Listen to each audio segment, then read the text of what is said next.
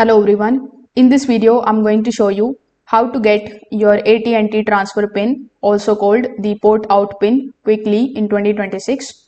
So the AT&T Transfer PIN is a temporary security code when moving your phone number to another carrier. It works together with your AT&T account number to verify the transfer request. The PIN usually expires after a short time, so it should only be generated when you are ready to start the number transfer. So first of all, to generate the transfer PIN, you need to first of all sign in to your AT&T wireless account. When you log in into your account, simply go to the profile or the security section. So here you need to find the option that says generate PIN or request a new PIN or transfer PIN.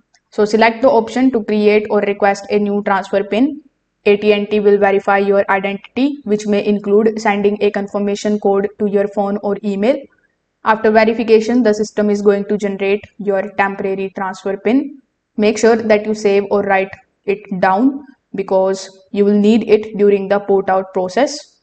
When you sign up with your new mobile carrier, they will ask for the AT&T account number and your transfer PIN. So once you provide these details, a new carrier will begin the number transfer process.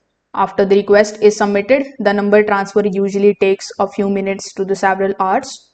During this time, your phone may temporarily lose service. Once the transfer is completed, your number will start working on a new carrier's network.